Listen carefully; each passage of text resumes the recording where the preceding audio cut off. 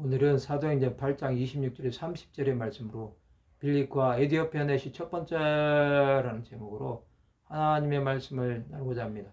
본 말씀은 주의 서자가 빌립에게 말하이르되 일어나서 남쪽으로 향하여 예루살렘에서 가사로 내려가는 길까지 가라 하니 그 길은 광야라. 일어나 가서 보니 에디오피아 사람 곧 에디오피아 여왕 간닥의 모든 국고를 맡은 관리인 네시가 예배하러 예루살렘에 왔다가 돌아가는데 수레를 타고 선지자 이사야의 글을 읽더라. 성령이 빌립대로 이르시되 이 수레로 가까이 나아가라 하시거늘 빌립이 달려가서 선지자 이사야의 글 읽는 것을 듣고 말하되 읽는 것을 깨닫느냐.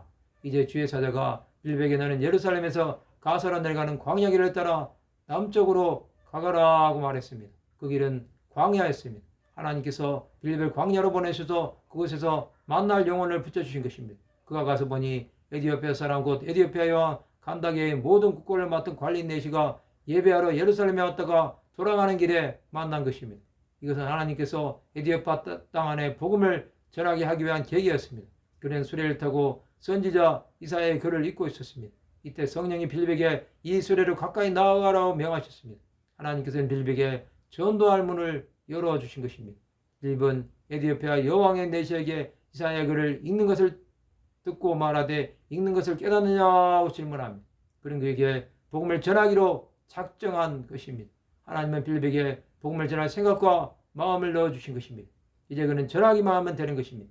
복음을 전하는 자는 어떠한 환경을 만나도 전해야 하는 것입니다. 그것은 하나님의 뜻을 온전히 이루는 것입니다. 빌립은 순종함으로 하나님의 역사에 참여한 자가 된 것입니다. 그가 복음을 전할 수 있었던 것은 사마리아 성에 대한 하나님의 마음을 알았기 때문입니다. 그는 자신에게 주어진 시간을 효과적으로 사용했습니다. 그가 복음을 전할 기회는 이때밖에 없었습니다. 이 시간이 지나면 그는 다른 곳으로 이동하여 복음을 전해야 했기 때문에 그에게 에디오피아 여왕의 네시를 만나는 것은 하나님께서 그 시간을 주신 것입니다. 그러면 우리는 어떻게 살아야 할까요? 복음을 전하는 시간을 놓치지 말아야 합니다. 그 시간이 우리에게 마지막일 수도 있다는 사실도 기억해야 합니다. 또 복음은 전하지 않으면 들을 자가 없다는 것입니다. 우리는 낮은 자든지 높은 자든지 만나는 영혼에 복음을 전해야 합니다. 지금의 시대는 비디오로도 복음을 전할 수 있습니다. 하나님께서 주신 방법을 최대한 동원해서 우리는 복음을 전하는 것입니다. 우리의 성김과 사랑으로 복음을 전함으로 하나님 나라가 전파되는 것입니다. 우리가 가진 것이 없다고 할지라도 하나님은 있는 것으로 일하십니다. 하나님의 사랑은 예수를 보내주셔서 생명을 내어주셨습니다. 그 십자가의 사랑은 죽어가는 영혼들의 복음이었습니다. 우리가 주 예수로 인한 기쁨이 충만하면 하나님 나라를 위해 살게 하십니다. 주 예수는 우리 영혼을 위해 지금도 하나님 보좌 우편에서 기도하고 계십니다.